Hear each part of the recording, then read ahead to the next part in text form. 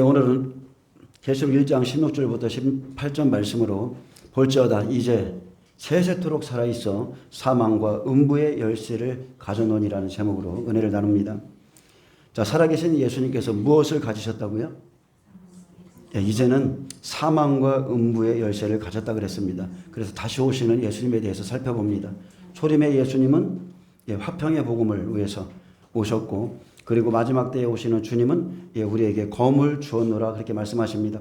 계시록 1장 16절에 그의 오른손에 7별이 있고 그의 입에서 좌우의 날성검이 나오고 그의 얼굴은 해가 힘있게 비치는 것 같더라. 자, 먼저 그의 오른손에는 7별이 있습니다. 별은 계시록 1장 20절에 보면 7교회의 사자들이죠. 하나님의 종들을 의미합니다. 계시록 1장 20절에 내가 본 것은 내 오른손에 7별의 비밀과 또 7금촛대라. 7별은 7교회의 사자요 7촛대는 7교회니라. 자, 여기서 사자는 헬라어 앙겔로스입니다. 소식을 가져오는 천사나 그리고 종들, 이 시대로 말하면 목사들을 의미하죠. 아직은 성령 시대이기 때문에 하나님은 그의 오른손으로 특별히 마지막 때 교회의 모든 종들을 붙잡고 계십니다. 누가복음 9장 51절에 예수께서 승천하실 기약이 차감해 예루살렘을 올라가기로 굳게 결심하고, 자, 예수님은 때를 아셨죠. 때를 아시고 굳게 결심한 겁니다. 그리고 그의 사자들을, 여기서도 헬라어 앙겔로스입니다, 앞서 보내시며 그들이 가서 예수를 위하여 준비하려고 사마리아인의 한 마을에 들어갔더니 했습니다. 하나님께서는 언제나 자기의 종들을 붙들고 계시고 또한 자기의 종들의 말을 세워주시는 분이죠. 마지막 때에 생명의 성령의 법으로 종말의 약속을 받은 종들이 하나님의 손에 붙잡혀 있습니다. 여러분 이거 믿으십니까? 은혜 시대의 종들이 있고요, 종말의 종이 따로 있어요. 사명이 다른 겁니다. 오른손은 하나님의 능력의 손이고 구원의 손으로 하나님이 그와 함께 하신다는 뜻입니다. 그의 입에서 좌우의 날성검이 나오고, 그래서 날성검은 심판의 말씀이죠. 여러분, 예배는 평안함이 아니에요. 아멘. 절대로 예배는 평안함이 아닙니다. 하나님의 말씀 앞에서 우리 속에 있는 모든 것이 드러나서 악소리가 나야 돼요. 그게 예배인 거예요. 그의 종들에게 심령을 찌르는, 숨겨져 있는 죄악을 찌르는 말씀의 칼들을 들려주시는데, 여러분 심판의 말씀은 날성검입니다. 히브리서 4장에 하나님의 백성에게 말씀하시길 우리가 저 안식에 들어가기를 힘쓸지니 이는 누구든지 저 순종하지 아니하는 본에 빠지지 않게 하려 함이라 했습니다. 유월절 어린 양의 피, 예수님의 피죠. 그 피를 바르고 모세를 따라 애굽에서 나온 사람들이었지만 하나님의 말씀에 불순종함으로 그들의 시체가 광야에 엎드려졌습니다. 그들은 히브리서에 보면 매일매일 죄의 유혹으로 마음이 완고한 사람들이었고 마음은 항상 미혹되어서 하나님의 길을 알지 못한다 했습니다. 이 사람들은 확실한 것을 끝까지 잡지 못한 사람이었고 애굽에서 나온 후에 하나님을 믿지 아니하였기에 안식의 땅에 들어가지 못했습니다. 히브리서 기자는 말합니다. 그들과 같이 우리도 복음 전함을 받은 자이나 들은 바 그 말씀이 그들에게 유익하지 못한 것은 듣는 자가 믿음과 결부시키지 아니함이라. 그러므로 우리가 저 안식에 들어가기를 힘쓸지니, 여기서 힘쓸지니는 헬라어 스푸다조입니다. 서둘러라, 노력하다, 성실히하다, 부지런히 힘쓰다, 수고하다는 뜻을 갖고 있습니다. 그래서 우리가 저들과 같이 불순종하지 않고 저 영원한 안식의 나라에 들어갈 수 있도록 좌우의 날선 검을 주셨기에 여러분 말씀의 검으로 끊을 거 끊으시고 자를 거 잘라내시기를 축복합니다. 지금 이 시대에는 세 가지를 잘라야 돼요. 정과 욕심, 이성을 여러분 확실히 자르셔야 됩니다. 히브리서 4장 12절에 하나님의 말씀은 살아있고 활력이 있어 좌우의 날선 어떤 검보다도 예리하여 혼과 영과 및 관절과 골수를 찔러 쪼개기까지 하며 또 마음의 생각과 뜻을 판단하나니 지으신 것이 하나도 그 앞에 나타나지 않음이 없고 우리의 결산을 받으실 이의 눈앞에 만물이 벌거벗은 것 같이 드러나느니라. 아멘. 말씀 앞에, 그죠? 좌우의 날선 그 검 앞에 만물이 다 드러나죠. 그래서 좌우의 날선 검을 주신 것은 오직 하나님의 말씀으로, 자, 안식에 대해서 말한 후에 좌우의 날선 검을 주셨다고 그랬는데, 자, 하나님 나라에 들어가는 것은요 오직 하나님의 말씀으로 자아가 쪼개진 사람들, 자아가 죽어진 자만이 하나님의 나라에 들어가기 때문입니다. 여러분, 우리는 말씀의 형상을 입어야 돼요. 아멘. 그래서 한국 교회가 회개할 것이 있습니다. 그것은 다른 게 아니고 하나님의 공의보다 사랑만을 외친 것이고 예수의 살보다 예수의 피만 외친 것이며, 여러분 사랑과 피만을 외친다고 그것을 의지한다고 또한 평안을 외친다고 그 사람이 천국 들어가는 것이 아닙니다. 그리고 하나님의 일보다 더 귀한 것은 하나님을 추구하는 거죠. 여러분, 하나님의 임재를 추구하셔야 돼요. 내 안에 계신 하나님을 느끼지 못하면서 일만 하고 있다면 그것도 잘못된 신앙입니다. 그래서 마음의 생각과 뜻을 판단하는 좌우의 날성검, 말씀의 검으로 다시 거듭난 자만이 천국에 들어갑니다. 자, 마태복음 10장을 좀 보겠습니다. 마태복음 10장 34절을 좀 보겠습니다. 뒤에 좀 찾아주시고요. 자, 마태복음 10장은 마태복음 24장과 누가복음 21장과 같이 종말장입니다. 마지막 때의 일을 기록했는데, 특별히 마태복음 10장 34절, 34절에서 38절에 내가 검을 주러 왔다 했습니다. 날성검, 예리한 검을 마지막 때의 모든 주의 종들과 성도들에게 주셨기 때문에 하나님은 우리를 말씀대로 심판하시죠. 자, 마태복음 10장 34절에 보겠습니다. 내가 세상에 화평을 주러 온 줄로 생각하지 말라. 화평이 아니요 검을 주러 왔느라. 예수님께서 친히 말했습니다. 내가 세상에 화평을 주러 온 줄로 생각하지 말라. 화평이 아니라 했습니다. 그래서 초림 예수, 초림의 복음은 죄인을 구원하러 오셨기에 화평의 복음이지만 종말엔 화평이 아니라 검입니다. 특별히 누구를 더 사랑하는가? 무엇을 더 사랑하는가? 여러분, 이 부분에 있어서 여러분은 결단하셔야 돼요. 예수님 때문에 내가 사랑했던 것을 포기해야 되는 아픔을 겪을 수 있습니다. 육의 성품, 육의 사랑, 그리고 육신의 관계들, 육에 속한 것을 포기할 때 여러분은 아픔을 겪을지 모르겠지만 그것을 통해 여러분은 영생에 더 가깝게 갈 것입니다. 내가 검을 주러 왔노라. 마지막 때는 화평이 아니죠. 심판의 복음, 심판의 말씀을 가지고 오셨습니다. 여러분 한번 보세요. 지금 가을이죠. 막 추수할 것이 널려 있습니다. 널려 있는데 영적으로 눈을 들어서 한번 보세요. 지금 우리 앞에 남은 것은 가을의 들녘처럼 추수할 것밖에 없습니다. 너희 눈을 들어 밭을 보라. 희어져 추수하게 되었도다. 거두는 자가 이미 삭도 받고 영생에 이르는 열매를 모으나니 이는 뿌리는 자와 거두는 자가 함께 즐거워하게 하려 함이라. 이제 열매를 거두는 기쁨을 위해서 심판주가 오십니다. 이제 곧 오십니다. 여러분, 농부의 가장 큰 기쁨은 추수의 때죠. 심판주가 오실 때 뿌리는 자와 거두는 자가 함께 기쁨을 누리게 될 것입니다. 저는 이날 소망하고 있습니다. 35절에 보면 내가 온 것은 사람이 그 아버지와 딸이 어머니와 며느리가 시어머니와 불화하게 하려 함이니 사람의 원수가 자기 집안 식구리라. 자, 예수님은 복음이 빚어낼 결과물을 제시했는데 내가 온 것은 불화하게 하려 함이라 했습니다. 복음의 주체이신 그리스도께서 오시면 부모와 자식 간의 분쟁, 가족적인 분쟁이 일어날 것인데 이것은 이상한 일이 아니라 자신이 오신 목적이라고 천명했습니다. 마지막 때의 제자들에게 계속적으로 말씀하신 것처럼 주의 복음을 전파하게 될 때 수많은 박해를 받게 될 것이지만 그 중에서 또한 그들을 가장 많이 핍박할 자는 이방인이 아니라 예수님 자신의 경우처럼 자기 가족이 될 것이라는 사실입니다.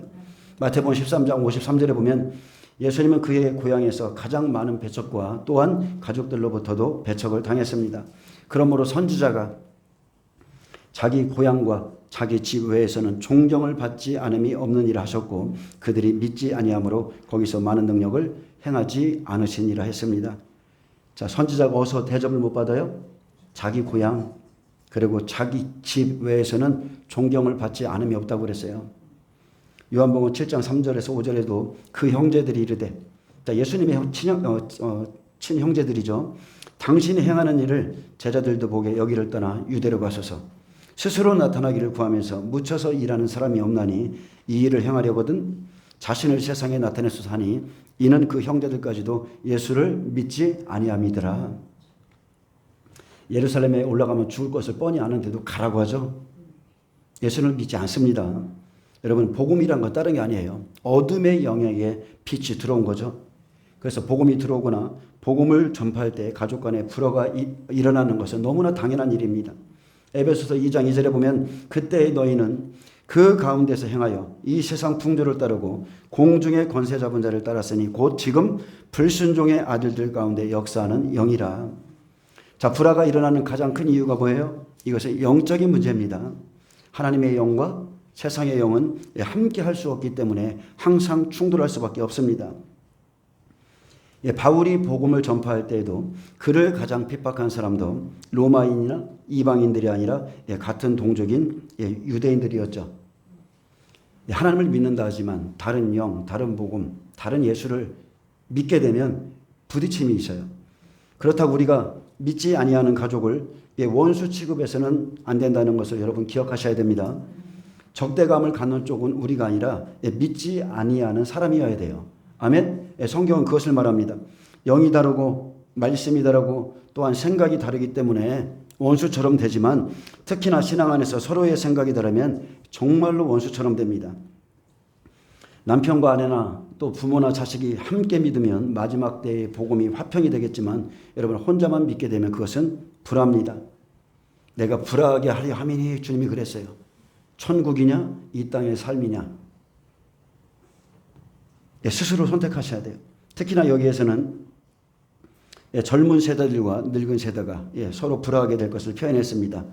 사람과 딸과 며느리 이렇게 말했는데 사람은 결혼한 아들 남자를 의미해요. 그래서 사람과 딸과 며느리가 아버지와 어머니와 시어머니와 불화하게 될 것이다. 즉 아들과 아버지, 딸과 어머니, 며느리와 시어머니의 불화입니다. 그래서 불화하게는 헬라어 티카사인데 그냥 둘로 나누다는 뜻이에요. 불화하다 이것은 그냥 둘로 나누다. 예수님께서 불화하게 하려 왔다고 그러셨는데 나누기 위해서 왔다는 것이에요. 그래서 다른 것은 다 용납해 주죠. 여러분 집에서 남편에게 아내에게 좀만 잘해주면 다른 것은 다 용납해 주죠. 근데 이상하게 신앙 문제에 관해서는 용납이 안 돼요. 그래서 신자와 불신자의 관계가 마치 기름과 물처럼 결코 연합될 수 없음을 말합니다. 예수님은 종말이 가까울 때에 종말의 때에 복음 때문에 둘로 나눠질 것을 지금 말하고 있습니다. 어떤 불신자들은 또한 이 말씀을 오해해서 기독교는 가정을 파괴하는 종교라 이렇게 비난하고 또 일부 성도들은 스스로 가족까지 무시하고 원수 취급하고 예수님만을 따르는 것이 옳다 이렇게 주장하면서 마땅히 해야 될 일, 마땅히 자기가 가족들에게 해야 될 일은 하지 않고 오히려 자기가 앞장서서 가족의 불화와 반목을 야기시키는 경우가 있음을 보는데 이것은 완전히 잘못된 거죠. 잘못된 겁니다. 여러분 가족들에게 해야 될 도리는 다 하셔야 돼요. 그것은 이 본문의 말씀을 그릇되게 이해한 데서 나온 엄청난 파행적인 결과인데 예수님께서 말씀하시는 진리는 예수님을 따른다는 것은 심각한 갈등과 분열을 초래하는 일임을 가르치는 데 있습니다. 특히나 마지막 때에는 종말에 있을 말씀, 장차 반드시 속히 일어날 일 때문에 더욱더 사람의 원수가 자기 집안의 식구가 될 것입니다. 이것은 어쩔 수 없어요. 영생을 위해서 살 것인가? 육체의 삶을 위해서 살아갈 것인가? 이 갈등은 어쩔 수 없습니다. 여러분 한쪽을 포기하셔야 돼요. 복음이라는 것은요. 한 가족을 최고의 결속력으로 묶어주기도 하고 반대로 가족 내부의 심각한 분열을 초래하기도 합니다. 그것은 복음이 파괴적 성향을 가졌거나 모순투성이기 때문이 아니라 오히려 복음을 받는 각 사람의 부패한 심성과 하나님에 대한 반항적인 기질 때문에 이런 결과가 나타나는 것입니다. 빛이 어둠에 비치면 어둠이 깨닫지 못하더라 했죠. 원문에 보면 이기지 못하더라 해요. 그래서 어둠이 생명의 빛 앞에서 견디지 못하고 대항하기 때문에 불화가 일어날 수밖에 없지만 그러나 결코 어둠은 빛을 이기지 못합니다. 여러분 빛과 어둠의 전쟁 이것이 바로 영적 전쟁 우리가 치러야 될 전쟁인데 이것이 말씀의 전쟁이에요. 그래서 우리에게 검을 주로 완후라 하신 겁니다. 자, 그래서 37절에 아버지나 어머니를 나보다 더 사랑하는 자는 내게 합당하지 아니하고 아들이나 딸을 나보다 더 사랑하는 자도 내게 합당하지 아니하며 또 자기 십자가를 지고 나를 따르지 않는 자도 내게 합당하지 아니하니라. 자기 목숨을 얻는 자는 잃을 것이요 나를 위하여 자기 목숨을 잃는 자는 얻으리라.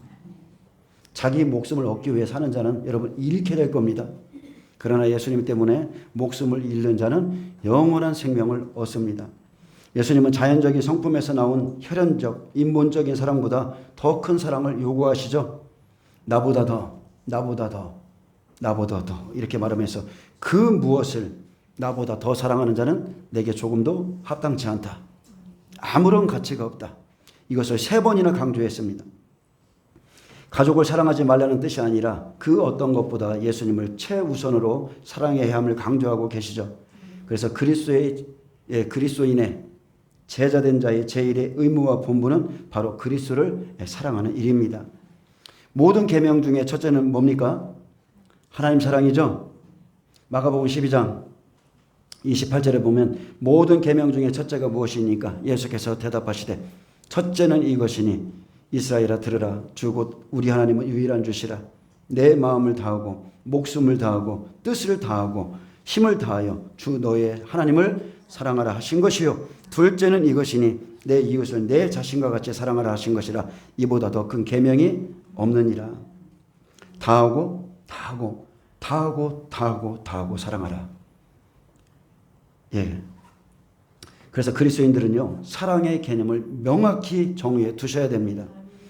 헬라어에는 사랑을 뜻하는 단어가 여러 개가 있습니다. 뭐 본문에 언급한 대로 자연적인 애정의 표시, 즉 혈육 간의 사랑에는 흔히 필레오란 말을 쓰죠. 뭐 친구 간의 사랑이나 혈육 간의 사랑에는 필레오란 말을 쓰는데 더 차원적인 신적이고 더 높은 윤리적인 사랑을 나타낼 때는 아가파오란 단어를 씁니다. 그래서 이 아가페의 사랑은 남녀 간의 육적인 사랑이나 가족 간의 애정을 넘어선 절대적인 신뢰와 모든 것을 초월한 종교적인 사랑을 나타내는 것으로서 그리스도에 대한 사랑에 주로 이 용어가 쓰입니다. 그러므로 그리스도께서 이 점을 분명히 하시면서 당신의 제자들에게 자신을 사랑하는 것은 차선이나 여분으로서가 아니라 최고의 우선적인 사랑을 요구했습니다. 예수님이 하나님이시죠. 이스라엘아 들으라. 그죠? 주 곧 우리 하나님은 유일한 주시라 내 마음을 다하고 목숨을 다하고 뜻을 다하고 힘을 다하여 주 너의 하나님을 사랑하라. 예수님이 지금 이것을 요구하시는 거예요. 최고의 사랑, 최고의 우선적인 사랑. 그래서 누구든지 그리스도보다 다른 그 어떤 것을 더 사랑하는 자는 참된 그리스도의 제자가 될 수 없습니다. 아버지나 어머니, 아들이나 딸을 나보다 더 사랑하는 자, 제자의 길을 가기 위해서 아버지와 배와 그물 등 혈연적인 것을 버릴 수가 없거나 욕심적인 삶을 더 사랑하는 자는 내게 아무런 가치가 없다고 했습니다. 예수의 제자라는 것은 예수를 사랑하는 자가 아니라 예수를 가장 사랑하는 자입니다. 아멘. 자, 예수의 제자라는 것은 그냥 예수를 사랑해 이게 아니라 예수를 가장 사랑하는 자가 예수의 제자인 것입니다. 요한의 아들 시몬아, 공생의 3년 반이 지나서 산전수전 그리스도 안에서 다 겪은 시몬에게 베드로에게 예수님이 물으셨죠. 내가 이 사람들보다 나를 더 사랑하느냐. 바로 여기서의 사랑이 아가페의 사랑이죠. 예수님은 다른 사람들이 나를 사랑하는 것보다 나를 가장 사랑하느냐 이렇게 물었습니다. 이것은 최우선적인 사랑, 헌신적이고 무조건적인 주님에 대한 사랑이죠. 그때서야 내 양떼를 맡겨준다고 그랬어요. 예수님을 사랑하는 것보다 더 사랑하는 것이 있다면 그것이 설령 가족일지라도 예수님께는 아무런 가치가 없습니다. 합당치 않습니다. 그래서 여러분이 결단하셔야 돼요. 영을 따르느냐, 육신을 따르느냐. 언젠가 여러분 이제 곧 결단한 날이 옵니다. 이런 날이 오기 때문에 여러분 빨리 결단할수록 복이에요. 저도 이런 시련 많이 겪었습니다. 제가 부모로서 자식들에게 해야 될 도리가 있죠. 신학교를 다닐 때 야, 자네들이 이제 어린아이들 뭐 4학년, 6학년, 중학생들 막 이런데 부모로서 자식들에게 해야 될 도리가 있지만 주님을 따르는 게 더 급한 거예요. 주님이 내게 맡겨주신 영혼을 구원하는 일이 더 급하기 때문에 저를 구원하신 주님이 제 자녀들을 구원하실 거를 그냥 아예 믿어버리고 다 맡겨놓고 가는 거예요. 배와 아버지가 그물을 버려두듯이 그냥 주님 제 자녀 다 맡깁니다. 알아서 해주세요. 그래서 아이들이 저한테 돈 달라고 그러면 네 아버지께 기도하라 그랬어요. 그냥 네 아버지께 기도하라. 그래서 갈라디아서 5장 24절에 그리스도 예수의 사람들은 육체와 함께 그 정욕과 탐심을 십자가에 못 박았느니라 했습니다. 마지막 때는 자기 안에 해결되지 못한 정과 욕심과 이성, 탐심을 여러분 다 끄집어내서 여러분 반드시 십자가에 못 박으셔야 돼요. 계속적으로 이것 때문에 이런 것들이 나를 넘어지게 합니다. 이런 것이 나를 좌절하게 만들어요. 신앙 성장의 발목을 계속 붙드는 것은 이 세 가지죠. 정과 욕심, 이성, 탐심도 마찬가지입니다. 마지막 때 소활성에 들어갔을 때 사람을 끄집어내기 위한 방법은 딱 하나입니다. 인질극이에요. 그 사람과 가까운 사람, 인간의 정, 인간의 사랑, 이것을 통해서 그를 끌어내죠. 롯의 처처럼 돌아보지 말라겠는데 결국은 돌아볼 수밖에 없게 만듭니다. 그래서 여러분 끊으셔야 돼요. 여러분 예수님을 가장 사랑하는 자가 주일날을 빠질까요? 여러분 생각해 보세요. 예수님을 가장 사랑하는 자가 주일날을 범하겠습니까? 절대 안 범합니다. 예수님을 최고로 최우선적으로 가장 사랑하는 자는 핍박을 받을지언정 주일날을 고수하고 주일날을 지킴으로 남편을 구원하고 자녀를 구원하고 반드시 구원하게 돼 있어요. 그러나 남편 때문에 자식 때문에 주일날 어떤 이런저런 일로 빠진 자는 결국은 그를 구원도 못하고 그의 신앙조차도 흐지부지 그렇게 마칩니다. 이런 사람들은 저와 여러분 주위에 엄청나게 많습니다.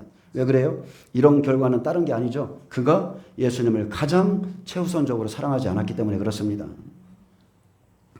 그가 주일날 빠지는 것, 주님의 날을 빠지는 것, 세상에서 십자가의 피로 건져낸 그날 주님께 경배하는 것을 대수롭게 여기지 않기 때문에 예수님도 그를 똑같습니다. 대수롭지 않게 여긴다는 것을 여러분은 기억하셔야 됩니다. 여러분 잘 새겨 들으셔야 돼요.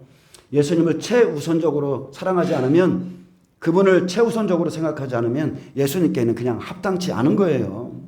그가 설령 성령으로 시작했을지라도 결국 육신의 열배로 마친다는 겁니다. 그 나라에 들어가는 것은 예수님을 가장 사랑하는 자만이 들어가는 것입니다. 갈라디아서 4장 30절에 보면 그러나 성경이 무엇을 말하느냐, 여종과 그 아들을 내어 쫓으라. 여종의 아들이 자유 있는 여자의 아들과 더불어 유업을 얻지 못하리라 하셨느니라. 이 안에도요 말씀의 아들이 있고 육신의 아들이 있어요. 육신의 여기 지금 교회 안에도 여러분 아브라함이 성령의 열매인 이삭을 낳는 데까지 산전수전 다 겪죠. 이삭을 낳기까지요 25년이나 걸렸지만 육체의 열매는 어때요? 이스마엘 바로 납니다. 여러분 육체의 일은요 금방금방 나는 거예요. 내 힘으로 할 수 있는 것, 그것이 육체의 열매죠. 그래서 하나님이 원치 않는 열매는 바로바로 나오기 때문에 뭔가 내 삶에 막 이루어지고 되는 것 같이 보여요. 근데 결국은 그것으로 인해서 많은 고통을 당하게 됩니다. 그 육체의 열매 때문에. 그리고 그 후에 아브라함의 믿음은 계속 성장해 나갔고 그가 하나님을 최우선으로 사랑하고 하나님을 가장 신뢰하게 되었을 때 이성마저 제물로 바칠 수 있게 됐습니다. 여러분 일찍이 정과 욕심과 이성을 못 박으시길 축복합니다. 이삭 누가 주셨어요? 하나님이 주셨어요. 나에게 아내를 주신 분도 남편을 주신 분도 부모를 주신 분도 자녀를 주신 분도 하나님이세요. 그분의 소관 안에 있는 겁니다. 그래서 다 내 것이 아닙니다. 부모도 자식도 아내도 다 내 것이 아니에요. 그러나 마지막 시대는 끝까지 돌아오지 않는다면 이것은 어쩔 수가 없습니다. 그날엔 포기할 수밖에 없죠. 버릴 수밖에 없기 때문에 정과 이성 여러분 끊을 거 끊으셔야 돼요. 이런 말을 하는 거 아무 일도 아닌 것 같지만 앞으로 이런 시련을 겪을 날이 여러분 다가옵니다. 주님께서요 생명으로 가고자 하는 자들에게는 때를 알려주시죠. 항상 때를 알려주세요. 그래서 여러분은 지금 자녀들에게 해야 될 일은 오직입니다. 오직 믿음으로 가도록 지도하셔야 돼요. 레위 지파가 한 일이 뭡니까? 하나님의 말씀을 가지고 하나님의 백성을 만드는 거죠. 하나님의 말씀을 가지고 백성들을 양육해서 천국에 들어갈 사람들을 만드는 거예요. 근데 여러분 모세 시대 때 한번 보세요. 모세의 엄마는 그를 잠시 버렸지만 숨어서도 계속 그에게 다가가서 계속 믿음을 심어줬죠. 하나님을 계속 가르쳐줬습니다. 근데 모세를 양육한 바로의 공주는 어때요? 하나님을 가리킨 게 아니라 애굽의 학식만 가리키는 겁니다. 우리가 이런 실수를 범할 수 있어요. 우리가 남의 자식은 믿음으로 가르치지만 자기 자식은 불신으로 가르치는 우를 범하는 겁니다. 자녀가 대학 갈 때 보면 한번 보세요. 여러분 100일 기도라는 게 우리나라에 있습니다. 100일 지성을 드리는 거예요. 자녀 때문에. 여러분 100일 기도 성경에 있습니까? 천일기도 있어요? 없어요. 없는 겁니다. 자녀가 대학 갈 때가 되면 오히려 부모가 자녀의 믿음을 무너뜨려요. 야, 내가 지금 고3인데 대학 가야지. 지금 이러고 있으면 어떡하냐? 야, 기도만 한다고 다 돼? 빨리 방으로 들어가. 야, 무슨 예배야? 빨리 방으로 들어가. 이렇게 부모들이 가르치는 분들도 있습니다. 평상시에는 굉장히 하나님을 사랑하는 것 같은데 막상 그런 날이 다가오니까 공부해. 그래서 주님의 날에 후회하지 않으려면 여러분 주님께서 주신 말씀의 검을 들고 가르치셔야 돼요. 자식들이 거룩하도록, 자식들이 세상과 구별되도록 여러분 가르치셔야 됩니다. 하나님은 구별시켜요. 양과 염소를 나르듯이 그날에 쫙 나누시는 분이죠. 고린도후서 6장을 제가 좀 읽어드리겠습니다. 고린도후서 6장에 보면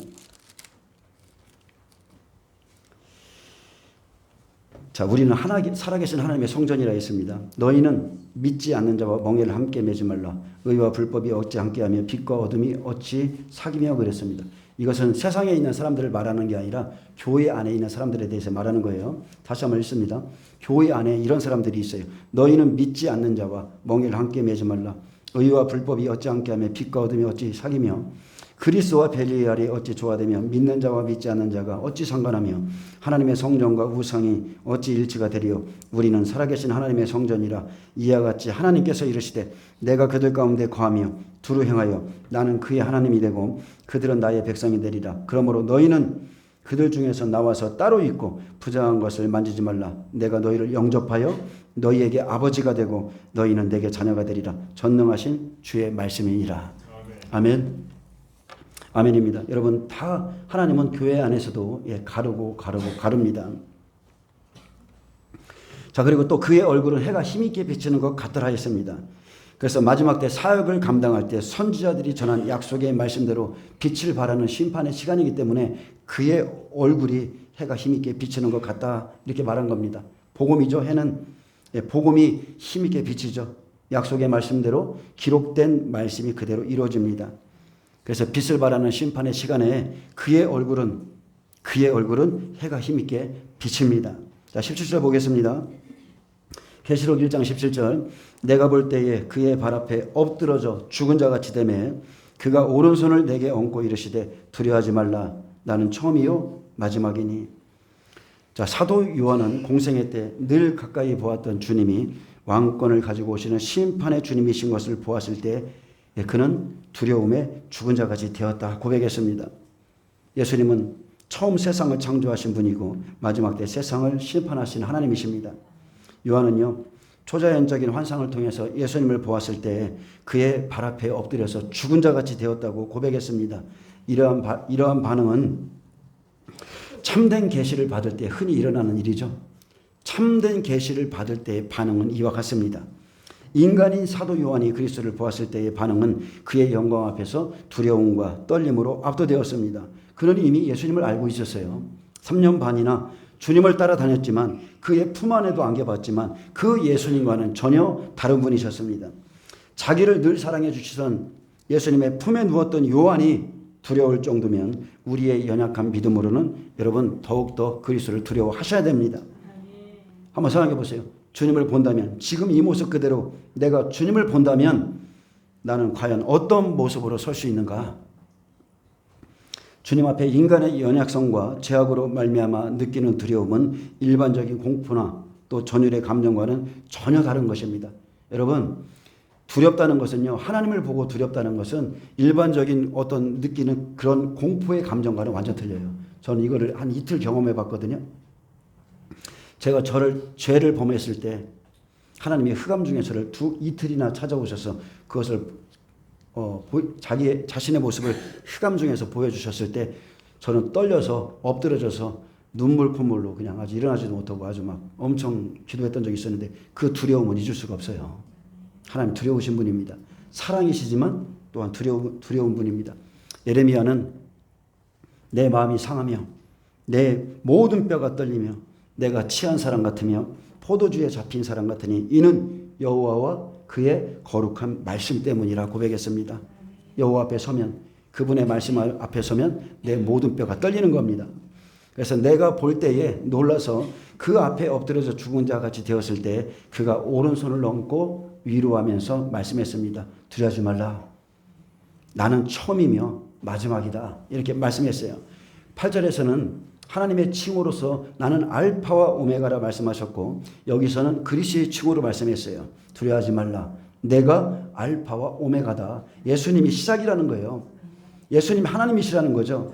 그리스도께서 처음과 마지막이시며 심판의 주권자이심을 나타내십니다. 마태복음 17장 2절에 보면 요한은 변화산에 주님을 보았고 구름 속에서 소리가 나기를 그는 내 사랑하는 아들이요 내 기뻐하는 자니 너희는 그의 말을 들으라는 하늘의 소리를 들었습니다. 이 영광스러운 순간에 그는 조금도 두려워하지 않았어요. 마태복음 17장 2절에 보면 그들 앞에서 변형대사, 자 이것은 마지막 때의 모습을 보여준 거죠. 그 얼굴이 해같이 빛나며 옷이 빛과 같이 휘어졌더라. 자, 주님의 품에 안겨 보았던 그 주님이 요한에게는 심판의 주님이세요. 변화산에서 모세와 엘리야를 보았고 예수님의 얼굴이 변형되어서 해같이 빛나는 것을 보았는데 사도 요한이 환상 중에 다시 해가 힘있게 비치는 것 같은 심판의 주님을 보았을 때는 이전과 달랐죠. 죽은 자 같이 되는 겁니다. 그래서 천사의 형상을 통해서 예수님의 모습을 보이고 깨닫게 하십니다. 나는 처음이며 나는 마지막이다. 그래서 구약의 하나님, 그는 바로 심판의 하나님이십니다. 하나님이십니다. 사도 요한은요, 예수님의 여러 모습을 다 봤어요. 영광스러운 모습을 다 봤습니다. 요한복음 20장에 보면 요한이 부활의 주를 보고 도마가 부활의 주님을 의심하자 여드레를 지나서 예수님이 찾아오셨죠. 그 부활의 주님의 몸을 보이셨을 때 도마가 대답했습니다. 나의 주님이시요 나의 하나님이시다. 이 현장에도 요한이 있었고요. 사도 요한은 누구보다도 예수님의 사랑을 받은 자였고 변화산에서 다시 오실 예수님도 보았고 시공간을 초월해서 벽을 뚫고 들어오신 주님을 만났으며 디베라 바닷가에서 부활하신 주님께서 주님과 함께 먹고 마셨습니다. 그리고 사도행전 1장 9절에 보면 승천하시는 주님도 보았죠. 승천하신 주님의 모습을 보이신 것은 마지막 때 아들된 자들의 부활의 모습을 미리 보여주신 사건인데 그는 빠짐없이 예수님의 영광스러운 모습을 보았어도 죽은 자같이 된 것은 그분의 실제적인 권위와 위엄을 보았을 때뿐이었습니다.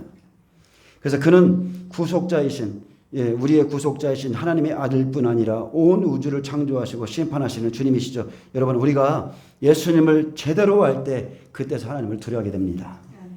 저는 요즘 예수님을 보았다, 들었다, 천사의 방문을 받았다 이런 사람들을 보면서 그들이 쓴 책을 보면 너무나 기가 막히는 겁니다. 이렇게 선지자들이 본 12제자들이 본 그런 예수님이 아니라 무슨 옆집 친구처럼 그렇게 대하는 그들의 계시는 여러분 잘못된 거예요. 자, 성천하시는 예수님은 하나님의 형상이 아니고 아들의 모양이었죠. 아들의 모양으로 부활하셔서 사도행전 1장 9절 좀 읽어드리겠습니다. 이 말씀을 마치시고 그들이 보는데 올려져 가시니 구름이 그를 가리어 보이지 않게 하더라. 올라가실 때에 제자들이 자세히 하늘을 쳐다보고 있는데 흰옷 입은 두 사람이 그들 곁에 서서 이르되 갈릴리 사람들아 어찌 서서 하늘을 쳐다보느냐. 너희 가운데 하늘로 올려지신 이 예수는 하늘로 가심을 본 그대로 오시리라 하였느니라. 아멘. 계시록 11장 11절이죠. 이리로 올라오라. 그때 오십니다. 예수님은 하늘로 가신 그대로 마지막 일곱째 나팔에 공중에 강림하십니다. 이 시간은요, 그분이 죽으시고 그분이 부활하신 그 시간이에요. 그 시간에 오시는 거예요. 그가 처음이고 그가 마지막이세요. 처음에도 나요. 나중에 있을 자에게도 내가 곧 그니라. 자, 그가 오른손을 내게 얹고 이르시되 두려워하지 말라. 나는 처음이요 마지막이니. 자, 8절엔 주 하나님이 나는 알파 오메가라 하셨고 그렇듯이 이제는 여러분 하나님을 본 자는요 아무도 없습니다. 다만 제자들은 부활하신 주님을 보았을 뿐이에요. 이사야 44장 6절에 보면 이스라엘의 왕인 여호와 이스라엘의 구원자인 만군의 여호와가 이같이 말하노라. 나는 처음이요 나는 마지막이라. 나 외에 다른 신이 없느니라. 처음부터 말씀하신 하나님, 그가 재판장이신 예수님이십니다. 그래서 이사야 41장 4절에 이 일을 누가 행하였느냐, 누가 이루었느냐, 누가 처음부터 만대를 불러내었느냐. 나 여호와라. 처음에도 나요 나중에 있을 자에게도 내가 곧 그니라. 나중에 있을 자는 저와 여러분이에요. 내가 곧 그니라. 하나님은 태초부터 한 분이시죠. 처음에도 나요 나중에 있을 자에게도 내가 그니라 하셨어요. 요한복음 10장 30절에 예수님이 말씀했습니다. 나와 아버지는 하나이니라. 한 분이세요. 우리가 주와 합하는 자는 한 영이라고 그랬죠. 우리가 거듭나면 한 영이 돼요. 하나님과. 그렇듯이 성부와 성자와 성령 하나님은 태초부터 하나이셨어요. 예, 하나로 연합되어 계신다는 겁니다. 아멘. 다니엘서 10장 4절에 보면 다니엘이 천사를 통해서 예수님의 모습을 미리 봤습니다. 첫째 달 24일에 내가 히데겔이라는 큰 강가에 있었는데 그때 내가 눈을 들어 바라본 적 한 사람이 세마포 옷을 입었고 허리에는 우바스 순금띠를 띠었고 또 그의 몸은 황옥 같고 그의 얼굴은 번갯빛 같고 그의 눈은 횃불 같고 그의 팔과 발은 빛난 녹과 같고 그의 말소리는 무리의 소리와 같더라. 이 환상을 나 다니엘이 홀로 보았고 나와 함께한 사람들은 이 환상을 보지 못하였어도 그들이 크게 떨며 도망하여 숨었느니라. 왜 그래요? 그 하나님의 영광에 압도돼서 임재에 압도돼서 이 사람들이요 환상으로 보지를 못했는데도 그 영광에 두려워 떠는 거예요. 다메섹 도상에 다을 곁에 있는 사람들도 똑같죠. 그 하나님의 영광 앞에 사람들이 두려워 떨고 말을 타다가 타고 가다가 떨어지기도 하고. 자, 그러므로 나만 홀로 있어서 이 큰 환상을 볼 때 내 몸에 힘이 빠졌고 나의 아름다운 빛이 변하여 썩은 듯하였고 나의 힘이 다 없어졌으나 내가 그의 음성을 들었는데 그의 음성을 들을 때 내가 얼굴을 땅에 대고 깊이 잠들었느니라. 자, 천사를 통해서 다니엘에게 주님의 모습을 보여주셨는데 그때도 이러한 동일한 현상이 나타납니다. 다니엘에게 마지막 때 전쟁을 보이며 마지막 때 있을 심판의 하나님을 모습을 보여주셨습니다. 그래서 하나님을 본 자들의 공통점은 모두가 두려워 떨며 얼굴을 땅에 대고 엎드렸다는 겁니다. 몸에 힘이 빠지죠. 여러분 하나님의 임재 안에 있다 나오면 어때요? 몸에 힘이 쫙 빠집니다. 힘이 다 없어지고 보지 못할지라도 그 영광의 임재 앞에 크게 떨며 두려워하게 됩니다. 그게 하나님을 제대로 만난 자의 모습입니다.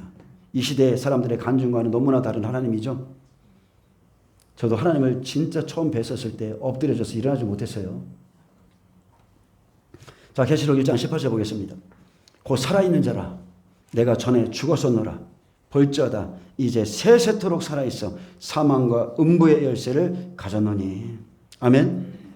사도 요한은 승천하시는 주님을 보았습니다. 그는 살아계신 하나님이세요. 살아계신 하나님. 예전에 저희 장모님이 그러더라고요. 시퍼렇게 살아계신 하나님. 그러면서 기도를 시작하시던데 히브리서 10장 30절은 말합니다. 원수 갚는 것이 내게 있으니 내가 갚으리라 하시고 또다시 주께서 그의 백성을 심판하리라 말씀하신 것을 우리가 아노니 살아계신 하나님의 손에 빠져들어가는 것이 무서울진저 그랬어요. 하나님 여러분 살아계십니다. 전에 죽었었어요. 그러나 지금은 세세토록 살아계세요. 두려워하지 말라. 나는 처음이요 마지막이니 곧 살아있는 자라. 예수님은 십자가에 죽었다가 부활하셨죠. 그래서 그가 처음이시고 마지막이십니다. 천사는 분명히 그가 올라가신 모습 그대로 올 것이라 증언했고 예수님은 내가 전에 죽었었다고 증언했어요. 예수님은 전에 십자가에서 죽으신 분입니다. 볼지어다 이제 세세토록 살아있어 사망과 음부의 열쇠를 가졌노니. 오직 예수님께서 사망을 이기시고 부활하신 후에 지금 심판의 모든 권세를 가지신 분이죠. 그분은 사망과 음부의 열쇠를 가졌습니다. 요한복음 5장 27절에도 또 인자됨으로 말미암아 심판하는 권한을 주셨느니라. 이를 놀랍게 여기지 말라. 무덤 속에 있는 자가 다 그의 음성을 들을 때가 오나니 선한 일을 행한 자는 생명의 부활로 악한 일을 행한 자는 심판의 부활로 나오리라. 우리 아이들이 힘들어요. 계시록 5장 7절에 그 어린 양이 나와서 보호자에 앉으신 이의 손에서 그죠? 하나님의 오른손에서 두루마리를 취하시니라 그랬습니다. 심판하는 권한을 받으시죠. 전에 죽었다가 살아나신 분, 세세토록 살아있어 사망과 음부의 권세를 가지신 분이 바로 예수님이십니다. 그가 열방을 심판하실 것이고 산자와 죽은 자를 심판하십니다. 자, 열쇠에 대해서는 다음 시간에 한 번 더 다루겠는데 자, 사망과 음부의 열쇠가 마지막 때의 열쇠입니다. 성경에서 열쇠가 나오는데 열쇠는 말씀이에요. 성경에 네 시대가 있습니다. 자, 구약 시대, 복음 시대, 성령 시대, 종말 시대죠. 그래서 아브라함의 하나님, 이삭의 하나님, 야곱의 하나님이라 말씀하셨고, 이제 마지막 지금 우리는 이제 요셉입니다. 요셉의 환난에 대하여 근심하지 않는 종은 화가 있다고 그랬어요. 그렇기 때문에 네 가지, 성경에는 네 가지 열쇠가 있어요. 자, 구약 백성에게 주신 것은 지식의 열쇠죠. 지식의 열쇠를 주어서 오실 예수를 찾아가게 했습니다. 누가복음 24장 44절에도 모세의 율법과 선지자의 글과 시편에 나를 가리켜 기록된 모든 것이 이루어져야 하리라. 지식의 열쇠를 주셨기에 성경을 부지런히 찾아서 그 열쇠로 예수님을 맞이했어야 돼요. 또 신약에는 뭐를 주셨어요? 신약 이방인들에게는 율법을 준 적이 없죠. 우리에게는 천국 열쇠를 주신 겁니다. 천국의 열쇠, 계시로 주신 열쇠가 바로 지혜의 열쇠예요. 예수님이 누구신가? 하늘에 계신 아버지께서 계시로 알게 하는 거죠. 그가 처음이며 마지막이시다. 영원한 왕이시며 제사장이시며 선지자이시다. 바로 은혜 시대 때 계시를 통해서 이런 것들을 계시해 주시고, 또한 천국에 들어갈 실제적인 말씀을 제자들에게 다 들려주었습니다. 그래서 하나님 나라에 들어갈 열쇠, 천국에 들어갈 말씀, 그래서 베드로가 천국 복음을 받았습니다. 베드로에게는 반석이라는 이름을 더하셨죠. 반석, 말씀의 터 위에 음부의 권세가 이기지 못하는 자기의 교회를 세우는 겁니다. 여러분, 내가 제3일에 많은 사람들에게 고난을 받고 죽임을 당해야 할 것이다, 이 말씀을 시작하기 전에 교회가 어떤 곳인지를 먼저 말씀했어요. 이것을 꼭 아시기를 바랍니다. 나 때문에 예수님이 죽으신 게 아니라 교회 때문에 죽으셨다고요. 그것을 말씀드리는 거예요.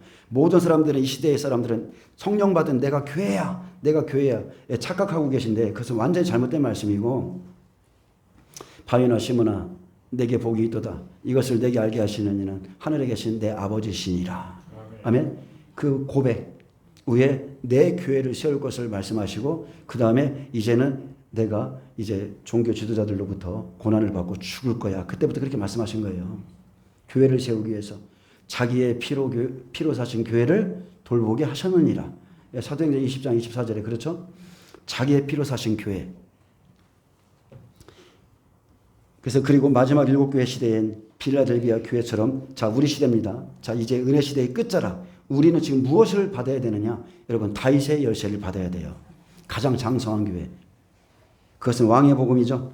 왕 같은 제사장을 만드는 말씀, 백배들을 만드는 말씀, 마지막 때는 계시록의 말씀을 증거해야 되기 때문에 왕 같은 제사장이 될 수 있는 말씀을 들어야 마지막 때의 사명을 감당하고, 여러분, 그래야 이런 교회에서, 빌라델베아 같은 교회에서 100배들 60배들이 많이 나오는 거예요.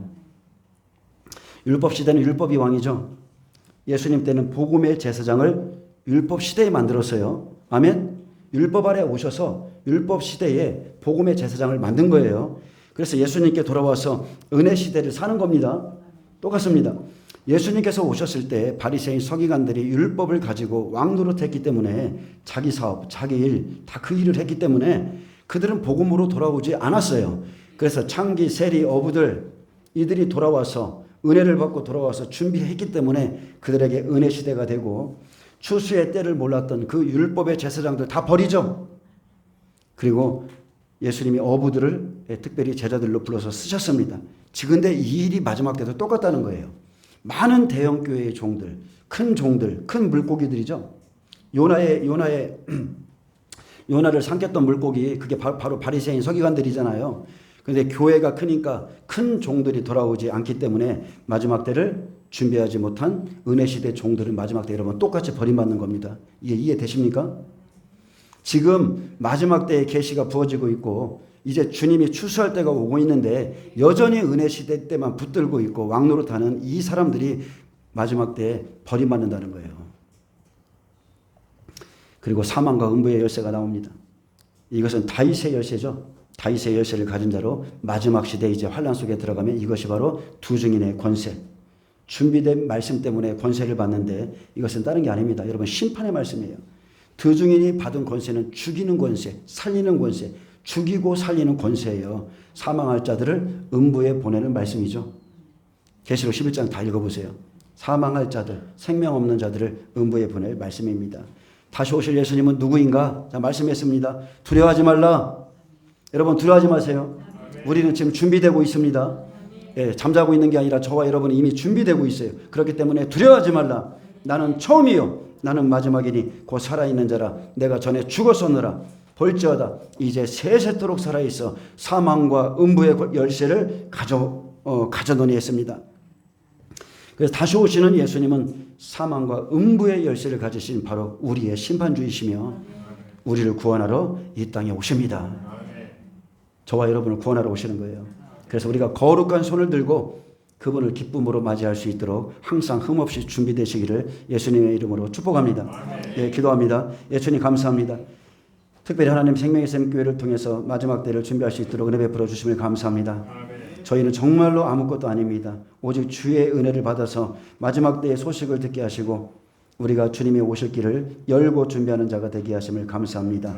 아멘. 주 예수여, 예, 속히 오시옵소서. 감사하며 예수님의 이름으로 기도합니다. 아멘. 예, 하나님께 영광 박수 올려드립니다.